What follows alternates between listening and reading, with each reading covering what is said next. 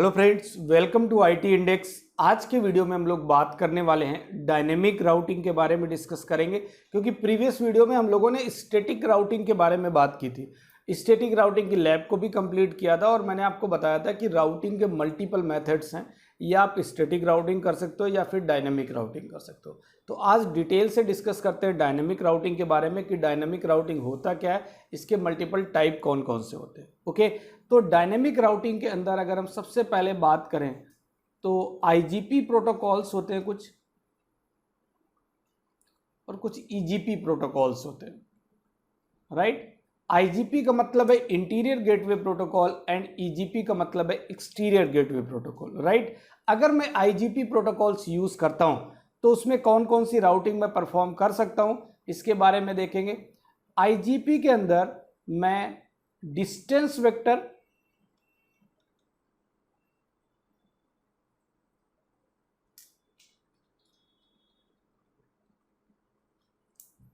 IGP में मैं distance vector,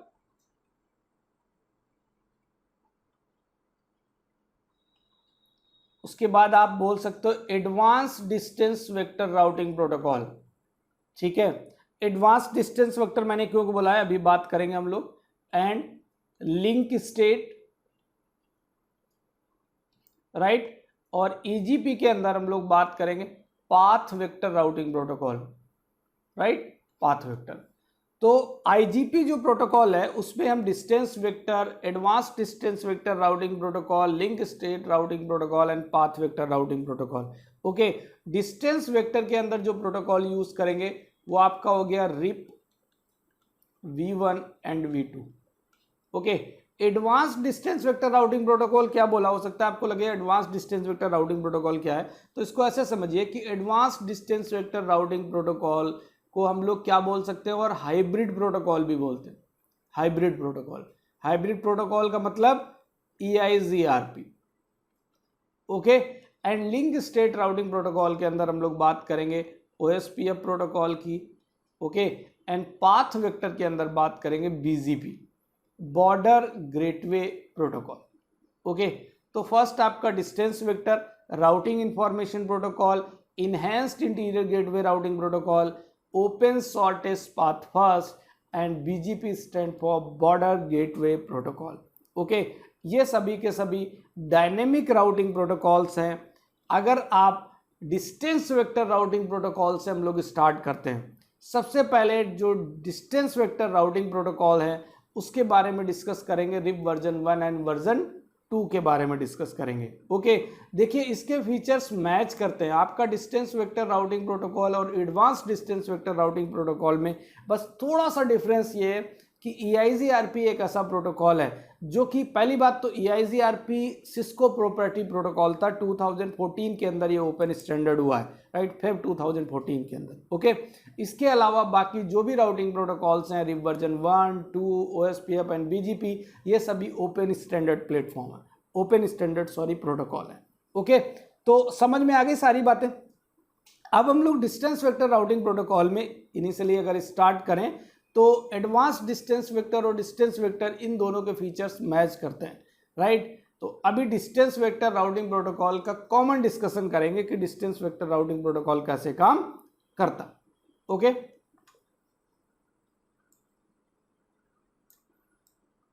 देखिए ध्यान से, सबसे पहले हम लोग बात करते हैं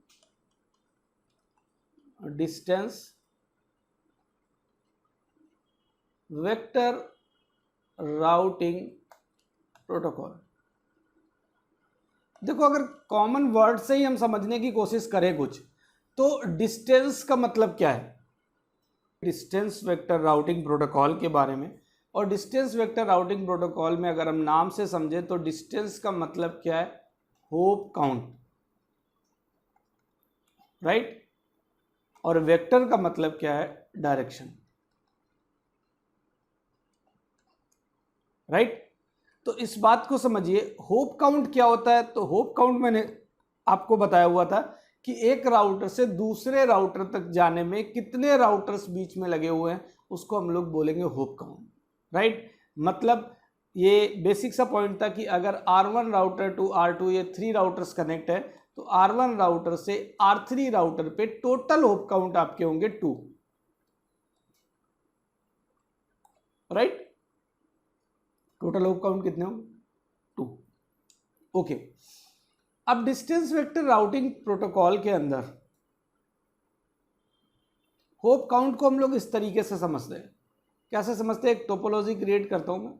ये आपका R1 राउटर है, R1 R2 के साथ कनेक्ट है, R2 R3 के साथ कनेक्ट है, R3 R4 के साथ कनेक्ट है, R1 R5 के साथ कनेक्ट है और R1 डायरेक्टली R4 के साथ कनेक्ट है। ठीक, ये एक टोपोलॉजी है। अब इस टोपोलॉजी में आपने एक सर्वर रखा हुआ है, राइट।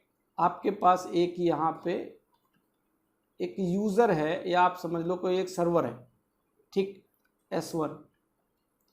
और इस सर्वर का S1 जो है, इसका यूज़र नेम या नेटवर्क में इसका A नेटवर्क मान लेता हूँ, राइट। और इधर आपका पास एक B नेटवर्क है, ओके।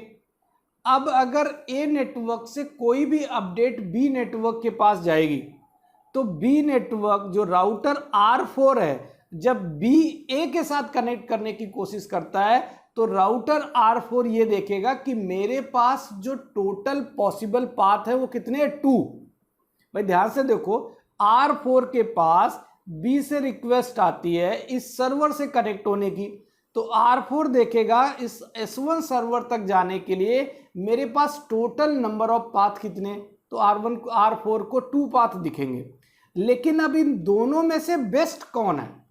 अब इन दोनों में से बेस्ट कौन है, ये R4 कैसे कैलकुलेट करेगा? देखो R4, क्योंकि ये डिस्टेंस वेक्टर राउटिंग प्रोटोकॉल है, तो R4 अकॉर्डिंग टू मैट्रिक के अकॉर्डिंग ये चूज करेगा कि इन दो में से कौन सा पाथ बेस्ट है, राइट। तो ये देखेगा कि किसका होप काउंट लोवेस्ट है, राइट। किसका होप काउंट लोवेस्ट है, उस पाथ के थ्रू बी का जो भी है अपडेट सेंड कर देगा, बी के ट्रैफिक को फॉरवर्ड कर देगा। ओके, तो देखते R1 से R2 के पास एक अपडेट आता है तो ये एक होप हो गया। R2 से R3 के पास अपडेट आता है तो टोटल होप हो गए 2 एंड R3 से R4 के पास होप आता है, तो इट मीन्स ए नेटवर्क की इंफॉर्मेशन R4 के पास 3 होप के साथ आ रही, 3 होप के साथ। इधर से अगर देखा जाए तो R4 के पास ए नेटवर्क की इंफॉर्मेशन 2 होप के साथ आ रही, मीन्स R4 राउटर को पता है कि अगर उसको सर्वर तक जाना है तो ये वाला जो रास्ता है, ये रास्ता कौन सा है, ये शॉर्ट में पड़ेगा, ये पाथ बेस्ट होगा बिकॉज होप काउंट क्या है, लेस। तो बी से जो भी ट्रैफिक सर्वर के लिए आया है, R4 इस पाथ के थ्रू वो ट्रैफिक सर्वर के लिए फॉरवर्ड कर देगा। ओके, इस तरीके से होप काउंट के अकॉर्डिंग बेस्ट पाथ का इलेक्शन करता है राउटर, ठीक है, in distance vector routing protocol, right. अब डिस्टेंस वेक्टर राउटिंग प्रोटोकॉल में EIGRP भी है, जिसको मैंने क्या बोला है, advance distance vector routing protocol. तो एडवांस बोलने के पीछे रीजन इतना सा है कि उसमें कुछ features link state routing protocol के भी मैच करते हैं, राइट। कुछ features link state routing protocol के मैच करते हैं और कुछ फीचर आपके डिस्टेंस वेक्टर राउटिंग प्रोटोकॉल के मैच करते हैं। इसलिए EIGRP के अगर आप बुक में पढ़ोगे तो लिखा हुआ हाइब्रिड प्रोटोकॉल, राइट। मीन्स इनका कॉम्बिनेशन है, कुछ फीचर रिप के हैं और कुछ feature distance vector routing protocol के और कुछ लिंक स्टेट राउटिंग प्रोटोकॉल के। क्लियर हुई बात? ओके, तो अभी हम लोग डिस्टेंस वेक्टर राउटिंग प्रोटोकॉल की बात कर रहे हैं, तो आगे चल के जब EIGRP की बात करेंगे तो देखेंगे EIGRP में बेस्ट पाथ का इलेक्शन मैट्रिक के अकॉर्डिंग होता है। बट अभी किसकी बात कर रहे हैं, रिप की। तो रिप में बेस्ट पाथ का इलेक्शन होप काउंट के अकॉर्डिंग होगा। जिस पाथ का होप काउंट लेस होगा, लोवेस्ट होगा, उस पाथ को राउटर उस पाथ पे ट्रैफिक को पहले फॉरवर्ड करेगा। अदरवाइज अगर 2 पाथ है, एक पाथ डाउन है तो दूसरा कितने भी होप काउंट हो, एट लास्ट फाइनली चूज तो वही करेगा, राइट। इस तरीके से अब हम रिप के बारे में डिस्कस करते हैं। डिस्टेंस वेक्टर राउटिंग प्रोटोकॉल में सबसे पहले हम लोग बात करते हैं रिप की। अब रिप में दो वर्जन है, वर्जन 1 एंड वर्जन 2। तो एक बेसिक सा डिफरेंस है, इस बात को आप समझ लीजिए कि जो रिप वर्जन 1 है ये क्लासफुल को सपोर्ट करता है। ये क्या करता है? क्लासफुल को सपोर्ट करता है, बट ये क्लासलेस सबनेट मास्क को सपोर्ट नहीं करता। देखिए सबनेट मास्क अगर आपने पढ़ा होगा तो मैंने ये बताया कि सबनेट मास्क दो तरीके के होते हैं, एक क्लासफुल सबनेट मास्क और एक क्लासलेस सबनेट मास्क। तो जो रिप वर्जन है ये क्लासफुल सपोर्ट करेगा, मीन्स अगर ए क्लास का है तो उसका CIDR 8 होना चाहिए, बी क्लास का है तो उसका CIDR 16 होना चाहिए और सी क्लास का है तो उसका CIDR 24 होना चाहिए। Means according to class, according to class. मतलब आप ऐसा कुछ बोलो कि अगर वर्जन 1 की हम बात करें तो एक राउटर जब दूसरे राउटर को अपडेट करेगा, एक राउटर जब दूसरे राउटर को अपडेट करेगा तो उसमें सबनेट मास्क की इंफॉर्मेशन अपडेट नहीं करेगा, राइट? क्योंकि अगर सबनेट मास्क की इंफॉर्मेशन अपडेट कर लेता तो फिर ये क्लासलेस को भी सपोर्ट कर सकता था, राइट? बट ये रिप वर्जन 1 के केस में मैं कह रहा हूं कि सबनेट मास्क की इंफॉर्मेशन को राउटर अपने नेबर वाले राउटर को अपडेट, डायरेक्टली कनेक्टेड वाले राउटर को अपडेट नहीं करेगा in case of RIP version 1। Okay, अगर वर्जन 2 की बात करें तो ये क्लासलेस को सपोर्ट करता है, और क्लासलेस को सपोर्ट करता है इसका मतलब ये VLSM को भी सपोर्ट करेगा, राइट? और ये VLSM को सपोर्ट नहीं करेगा वर्जन 1। अब वर्जन 1 के बारे में एक बात और बताता हूं मैं कि जब राउटर अपडेट सेंड करेगा तो राउटर को डेस्टिनेशन आईपी के बारे में तो पता नहीं होगा, राइट? भाई सोर्स है, सोर्स के बारे में भी तो पता है, बट राउटर को डेस्टिनेशन आईपी एड्रेस के बारे में नहीं पता है कि डेस्टिनेशन आईपी एड्रेस कौन है। तो उस कंडीशन में डिपेंड करता है, अगर आप रिप वर्जन 1 यूज कर रहे हो तो जो डेस्टिनेशन एड्रेस यूज होगा वो 255.255.255 यूज होगा। अगर आप रिप वर्जन 2 यूज कर रहे हैं तो इधर जो डेस्टिनेशन एड्रेस यूज होता है वो मल्टी कॉस एड्रेस यूज होगा 224.0.0.9। क्लियर हो गई बात? तो मल्टी कॉस्ट एड्रेस यूज होगा in case of version 2। In case of version 2 we will use broadcast address to update route information to its neighbor router, its directly connected router। Okay, clear हो गई बात? ठीक है, अब rib के features के बारे में बात करते हैं। तो रिप क्या काम करता है? According to hop count best path का इलेक्शन करेगा, मतलब elect best path on the basis of hop count. ठीक है, होप काउंट के अकॉर्डिंग बेस्ट पाथ का इलेक्शन करता है। मैक्सिमम होप काउंट कितने सपोर्ट करेगा routing information protocol? It support maximum कितने? 15 hop count, 15 hop count, 15 hop count maximum support करेगा। ओके, इसका एक अपडेट टाइमर होता है, इसका एक अपडेट टाइमर होता है। It's periodic update timer is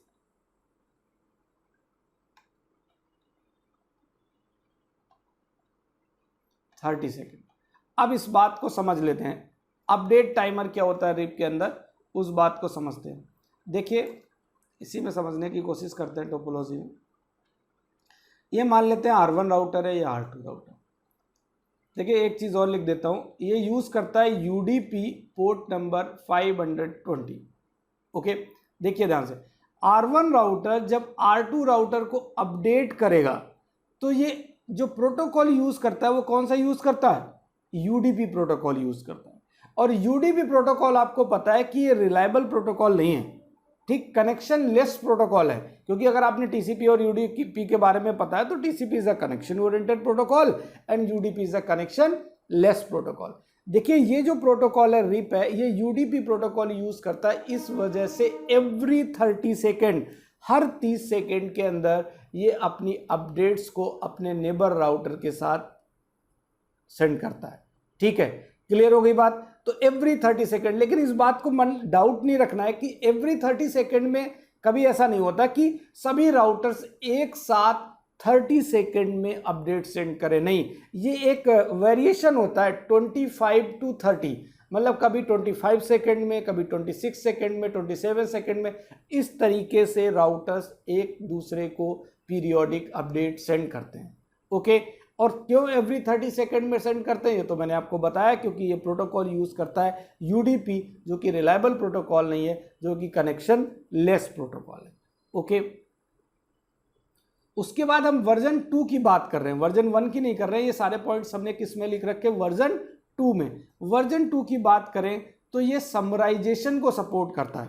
किसको सपोर्ट करता है, समराइजेशन, ठीक है, समराइजेशन को सपोर्ट करेगा। एंड वीएलएसएम तो मैं आपको पहले बता चुका हूं कि वीएलएसएम को भी ये सपोर्ट करता है। अब देखो, आप अगर बुक्स वगैरह पढ़ोगे तो आपको दिखेगा कि जो रिप वर्जन 1 है वो कॉन्टिजियस नेटवर्क को सपोर्ट करता है, एंड रिप वर्जन 2 डिसकॉन्टिजियस नेटवर्क को सपोर्ट करता है, राइट। तो कॉन्टिजियस एंड डिसकॉन्टिजियस नेटवर्क का मतलब आप इतना समझो कि जो रिप वर्जन 1 है, इस पे आपके पास ये ऑप्शन नहीं है कि राउटर पे जो by default auto summary enable होता है। देखो, समरी का मतलब आप समझिए, बेसिक सा मतलब ऐसा समझिए, अगर आपने मैनुअल समराइजेशन वाला वीडियो मेरा देखा है तो आपको चीज़ें अच्छे से समझ में आएंगी। मीन्स जिसमें मैंने आपको वीएलएसएम भी बताया हुआ है, और उसी के अंदर मैंने सुपर नेटिंग, जिसको बोलते हैं मैनुअल समराइजेशन, इसके बारे में भी डिटेल से डिस्कस किया हुआ है। ओके, तो आपको समझ में आना चाहिए कि जो रिप वर्जन 1 है उस पर ऑटो समरी जो राउटर पे बाय डिफॉल्ट इनेबल होता है, उसको आपको बंद करने का कोई ऑप्शन नहीं है किसमें, रिप वर्जन 1 में। बट अगर इन केस ऑफ वर्जन 2 मैं चाहूँ तो नो ऑटो समरी कर सकता हूँ, मीन्स समराइजेशन को बंद कर सकता हूँ। इसलिए जो रिप वर्जन 1 है वो कॉन्टिजियस नेटवर्क को सपोर्ट करता है, और जो रिप वर्जन 2 है ये कॉन्टिजियस एंड डिसकॉन्टिजियस नेटवर्क दोनों को ही सपोर्ट करेगा। ओके, ये समराइजेशन की वजह से, क्योंकि समराइजेशन डिसेबल कर सकते हैं वर्जन 2 के अंदर। ओके, आगे अगर बात करें हम लोग तो टाइमर्स की बात करते हैं, तो रिप के अंदर एक टाइमर होता है इनवैलिड टाइमर। इनवैलिड टाइमर, ये जो टाइमर है ये 180 सेकेंड का होता है, राइट। पीरियोडिक अपडेट टाइमर के बाद इनवैलिड टाइमर, मतलब मान के चलते हैं सपोज R1 से R2 के पास अपडेट नहीं आया, तो R2 क्या करेगा, एवरी 30 सेकेंड के अंदर अपडेट आना चाहिए, बट R2 क्या करेगा, अगर 30 सेकेंड में कोई अपडेट नहीं आया तो R2 अपने राउटर पे एक टाइमर रन कर देगा। वो टाइमर होगा 180 सेकेंड का इनवैलिड टाइमर होगा। क्या होगा, इनवैलिड टाइमर होगा। और इनवैलिड टाइमर के बाद एक टाइमर होता है होल्ड डाउन टाइमर, ये भी 180 सेकेंड का होता है, और उसके बाद एक होता है फ्लश टाइमर, ये होता है 240 सेकेंड का। तो अभी मैं आपको होल्ड डाउन टाइमर नहीं बता रहा हूं, क्योंकि होल्ड डाउन टाइमर को समझने के लिए आपको बहुत डीप में जाना पड़ेगा, बहुत ज़्यादा चीज़ों को पढ़ना पड़ेगा। ओके, तो अभी जो मैं आपको बात कर रहा हूं वो इनवैलिड टाइमर के बाद हम फ्लश टाइमर के बारे में बात करेंगे, कि राउटर पे अगर इनवैलिड टाइमर रन हो जाता है, इसका मतलब अगर 30 मीन्स 180 सेकेंड तक कोई भी अपडेट नहीं आता है, तो उसके बाद जो फ्लश टाइमर होता है जिसमें आपका 240 सेकेंड का टाइमर है, फ्लश टाइमर पे आप ध्यान रखिए 180 + 60 होता है, 180 + 60 मतलब इनवैलिड टाइमर कंप्लीट होने के बाद नेक्स्ट 60 सेकेंड तक वेट करेगा, और इसके बाद उस नेटवर्क की इंफॉर्मेशन राउटर अपने राउटिंग टेबल से रिमूव कर देगा। क्लियर हुई बात। मीन्स अगर आपको 180 सेकेंड तक सामने वाले राउटर से अपडेट नहीं आया, देन आप नेक्स्ट 60 सेकेंड तक वेट करोगे, और जैसे ही 240 सेकेंड कंप्लीट होंगे, राउटर अपनी राउटिंग टेबल से उस नेटवर्क की इंफॉर्मेशन को रिमूव कर देगा। क्लियर हुई बात। अब आपको बात आ रही है कि होल्ड डाउन टाइमर क्या होता है, इसको कैसे समझते हैं। देखिए, होल्ड डाउन टाइमर को जब हम बात करेंगे लूप प्रिवेंशन की, किसकी, लूप प्रिवेंशन मैकेनिज्म के बारे में बात करेंगे, किसके अंदर, राउटिंग इंफॉर्मेशन प्रोटोकॉल में, तो हम बात करेंगे, डिटेल से डिस्कस करेंगे होल्ड डाउन टाइमर में। ओके, तो अभी मैंने इन सारे पॉइंट्स को 1 by 1 कंप्लीट कर दिया है, जबकि लूप प्रिवेंशन मैकेनिज्म के अंदर अगर हम लोग बात करें तो इधर आपको स्प्लिट हॉरिजन के बारे में भी थोड़ा सा जानने को मिलेगा,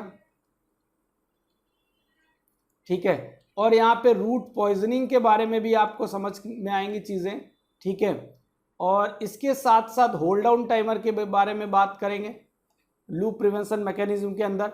एंड आफ्टर दैट एक पॉइंट और है जो इंपॉर्टेंट है, ठीक, यहां पे मैंने फ्लश टाइमर बनाया, एक होता है flash update, flash update.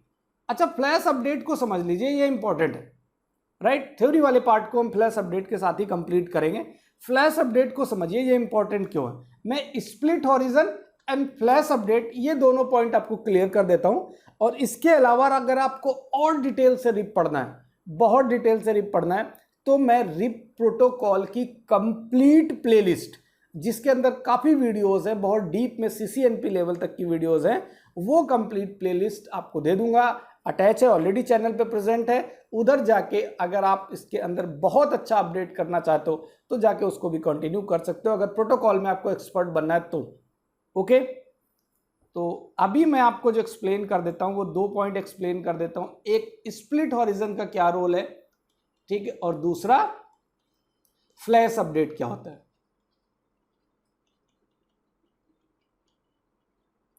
And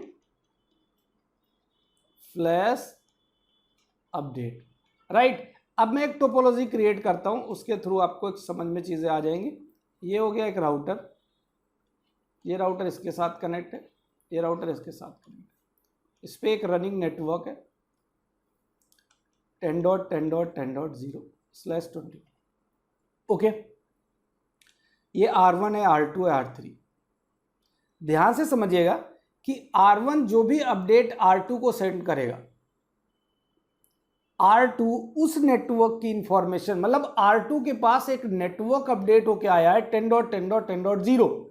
R2 ने किससे लिया नेटवर्क, R1 से अपडेट आया है। बट जब भी राउटर, राउटिंग इंफॉर्मेशन प्रोटोकॉल की बात कर रहा हूं, राउटर जब जिस नेटवर्क की इंफॉर्मेशन रिसीव करेगा उसी नेटवर्क को सेम इंफॉर्मेशन अपडेट नहीं करेगा।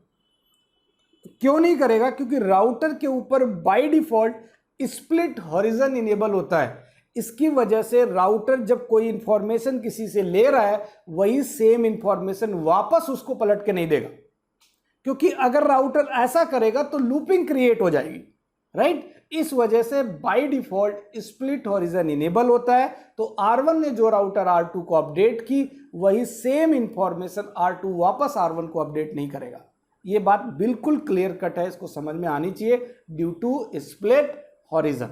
देखिए, सेकंड पॉइंट पे हम लोग बात कर रहे हैं फ्लैश अपडेट। फ्लैश अपडेट का क्या रोल है, ये काफी इंपॉर्टेंट रोल है फ्लैश अपडेट का। तो सबसे पहले ये बात समझते हैं कि अगर R1 राउटर का ये इंटरफेस, मान लेते हैं दिस इज FA 0/0, ये इंटरफेस अगर डाउन हो जाता है, तो डाउन होने में क्या होगा, R1 का जैसे ही ये इंटरफेस डाउन होगा, R2 के पास जो अपडेट जा रहा था वो अपडेट R2 रिसीव नहीं करेगा। और जब R2 अपडेट रिसीव नहीं करेगा, देन R2 अपने राउटर पे एक इनवैलिड टाइमर रन कराएगा 180 सेकेंड का, राइट, 180 सेकेंड का। R2 अगेन R3 को अपडेट सेंड करेगा कि इस नेटवर्क से रिलेटेड जो है इंफॉर्मेशन रिसीव नहीं हो रही। तो R2 ने किसको अपडेट किया, R3 को। R3 ने भी 180 सेकेंड का एक इनवैलिड टाइमर रन कराया। R4 ने भी 180 सेकेंड का एक इनवैलिड टाइमर रन कराया। अब बात आपको यहाँ पे इस तरीके से समझनी है कि अगर आपके नेटवर्क में टोटल नंबर ऑफ राउटर्स 10 है, कितने राउटर हैं, 10, राइट, और हर राउटर के ऊपर जो आपका टाइम लग रहा है वो 3 मिनट लग रहा है। मीन्स सभी राउटर से इस नेटवर्क की इंफॉर्मेशन को रिमूव करने में 3 मिनट का टाइम लग रहा है, क्योंकि होल्ड डाउन टाइमर कितना है, 180 सेकेंड का। तो कंप्लीट टोपोलॉजी से, कंप्लीट नेटवर्क से इस नेटवर्क की इंफॉर्मेशन रिमूव होने में 30 मिनट का टाइम लगेगा। टोटल कितना लगेगा, 30 मिनट का, अगर आपके पास 10 राउटर्स लगे हुए टोपोलॉजी के अंदर तो, राइट। तो ये बहुत बड़ा टाइम हो गया कि एक नेटवर्क डाउन है, एक नेटवर्क की इंफॉर्मेशन प्रेजेंट नहीं है, और पूरी की पूरी टोपोलॉजी से उस नेटवर्क की इंफॉर्मेशन को रिमूव होने में 30 मिनट का टाइम लग रहा, राइट। इस बीच में कई राउटर्स उस नेटवर्क से रिलेटेड कनेक्टिविटी करने की कोशिश कर रहे होंगे, तो ये तो पॉसिबल है नहीं, राइट। तो इस चीज का एक सोल्यूशन निकाला। इस चीज का सोल्यूशन क्या है, राउटिंग इंफॉर्मेशन प्रोटोकॉल के अंदर एक फ्लैश अपडेट की बात आती है, ठीक। फ्लैश अपडेट जाएगा। फ्लैश अपडेट कब जाएगा, जब ये इंटरफेस डाउन हो जाएगा। सपोज ये इंटरफेस डाउन है, राइट। तो जब इंटरफेस डाउन हुआ है तो वैसे ही R1 राउटर R2 को अब एक फ्लैश अपडेट सेंड करेगा। कौन सा अपडेट भेजेगा? Flash update. अब इस फ्लैश अपडेट की इंफॉर्मेशन R1 के पास आती है, लेकिन जो फ्लैश अपडेट की इंफॉर्मेशन आएगी उसमें प्रेजेंट क्या होगा? उस फ्लैश अपडेट के अंदर ये इंफॉर्मेशन होगी कि 10.10.0/24 जो कि नेटवर्क है वो प्रेजेंट नहीं है। तो इसके साथ साथ बट होप काउंट की इंफॉर्मेशन जो आएगी वो क्या आएगी? 16। ये इंपॉर्टेंट पॉइंट है, राइट। मींस जो फ्लैश अपडेट पैकेट आएगा उस अपडेट पैकेट में होप काउंट कितना अटैच होगा? 16 अटैच होगा। जबकि आपको पता है कि routing information protocol 16 hope count को सपोर्ट नहीं करता। इट मींस रूट पॉइजन हो जाएगा। रूट पॉइजन हो जाएगा तो R2 राउटर अपनी राउटिंग टेबल से इस नेटवर्क को मींस 10.10.10.0/24 नेटवर्क को इमीडिएट अपनी राउटिंग टेबल से रिमूव कर देगा। बिकॉज जो उसके पास फ्लैश अपडेट आया उसमें होप काउंट कितना अटैच है? 16। ऐसे ही R2 R3 को फ्लैश अपडेट फॉरवर्ड करेगा एंड R3 R4 को फ्लैश अपडेट फॉरवर्ड करेगा। सभी राउटर्स एक दूसरों को फ्लैश अपडेट देंगे और इमीडिएटली सभी राउटर्स अपनी राउटिंग टेबल से इस नेटवर्क की इंफॉर्मेशन को रिमूव कर देंगे जिस नेटवर्क के साथ होप काउंट 16 अटैच होके आ रहा है, राइट। तो ये पॉइंट आपका बिल्कुल क्लियर हो चुका है कि जो होप काउंट 16 के साथ कोई भी इंफॉर्मेशन अगर आती है तो वो इंफॉर्मेशन इमीडिएटली और उस नेटवर्क की इंफॉर्मेशन राउटर अपनी राउटिंग टेबल से रिमूव कर देगा। एक पॉइंट तो ये हुआ कि अगर पोर्ट डाउन है तो फिर अपडेट नहीं जाएगा, राइट। क्योंकि पोर्ट डाउन है तो इस नेटवर्क की इंफॉर्मेशन अपडेट नहीं होगी। पीरियोडिक अपडेट 30 सेकेंड का टाइमर होता है। नेक्स्ट पहले 30 सेकेंड में आ गया, बट अगले 30 सेकेंड के अंदर इस नेटवर्क की इंफॉर्मेशन अपडेट नहीं हुई। ओके, तो दूसरा रीजन क्या हो सकता है? एक रीजन तो था कि पोर्ट डाउन है। सेकेंड रीजन ये पॉसिबल है कि हो सकता है कि राउटिंग इंफॉर्मेशन प्रोटोकॉल रिप की वजह से कोई प्रॉब्लम आ रही होगी, मतलब प्रोटोकॉल की वजह से अपडेट में कोई इशू आ रहा है, उस वजह से R2 के पास कोई अपडेट नहीं आ रहा। अगर ये सिचुएशन होती है कि प्रोटोकॉल की वजह से, इसका जो रीजन है वो क्या है कि प्रोटोकॉल की वजह से R2 के पास अपडेट रिसीव नहीं हो पा रहा है, एट दैट टाइम R2 अपने राउटर पे 180 सेकेंड का इनवैलिड टाइमर रन कराएगा। ध्यान से सुनिएगा बात को। अपने राउटर पे केवल R2 R1 से जब अपडेट नहीं रिसीव कर रहा है ड्यू टू प्रोटोकॉल की वजह से, देन R2 अपने राउटर पे 180 सेकेंड का एक इनवैलिड टाइमर रन कराएगा और इनवैलिड टाइमर रन कराने के बाद, ठीक है, ये R3 को एक फ्लैश अपडेट सेंड करेगा एंड R1 को एक फ्लैश अपडेट सेंड करेगा। मींस इनवैलिड टाइमर केवल और केवल R2 पे रन कर रहा है और R2 क्या कर रहा है? एक अपने फॉरवर्डिंग एंड बैक, मतलब R1 को भी एक क्या सेंड कर पा रहा है? फ्लैश अपडेट, और R3 को भी एक फ्लैश अपडेट सेंड कर रहा है और आफ्टर दैट R3 R4 को सभी को फ्लैश अपडेट पहुंच जाएगा। ठीक है, तो सभी अपनी राउटिंग टेबल से इमीडिएट इस नेटवर्क की इंफॉर्मेशन को रिमूव कर देंगे। बट यहाँ पे एक पॉइंट आपको शायद डाउट क्रिएट हो सकता है, वो ये है कि R2 ने R1 को अपडेट क्यों सेंड किया, राइट? क्योंकि यहाँ पे क्या है? स्प्लिट हॉरिजन इनेबल है और स्प्लिट हॉरिजन इनेबल होने की वजह से मैंने आपको बताया था कि R1 जो इंफॉर्मेशन R2 को सेंड कर रहा है वही सेम इंफॉर्मेशन R2 से R1 पे नहीं आएगी। लेकिन इधर मैं अपडेट पैकेट की बात नहीं कर रहा हूं, इधर फ्लैश अपडेट हो रहा है। ठीक, तो जो आपका पैकेट टाइप है वो फ्लैश अपडेट पैकेट है। तो जब भी स्प्लिट हॉरिजन की बात होगी तो स्प्लिट हॉरिजन फ्लैश अपडेट के केस में काम नहीं करेगा, इसका कोई भी इफेक्ट नहीं पड़ेगा स्प्लिट हॉरिजन का इन case of flash update packet. Okay, तो ये बात बिल्कुल 100% समझ में आ गई कि फ्लैश अपडेट का रोल क्या है दोनों पॉइंट के साथ। अगर इंटरफेस डाउन होता है, अदरवाइज प्रोटोकॉल की वजह से कोई प्रॉब्लम होती है पैकेट के अपडेट होने में, राइट? तो सारे पॉइंट्स मैंने क्लियर कर लिए राउटिंग इंफॉर्मेशन प्रोटोकॉल के। अगर आपको बहुत डिटेल से सारी चीज़ें अच्छे से पढ़नी है तो फाइनली आप रिप की जो प्रोटोकॉल की प्लेलिस्ट है कंप्लीटली, उसमें I think 20 to 24 videos present होंगे, जिसमें कोर CCNP तक की वीडियोस हैं, प्रोटोकॉल की एक्सपर्ट लेवल तक की वीडियोस हैं, उसके साथ आप कंटिन्यू कर सकते हैं। ओके, तो इस वीडियो को हम लोग यहीं पे कंप्लीट करते हैं। नेक्स्ट में मैं आपको रिप की एक लैब कंप्लीट करा दूंगा और आफ्टर दैट फिर हम लोग EIG RPN OSPF प्रोटोकॉल की तरफ चलेंगे। Okay, thank you so much and thanks for watching this video.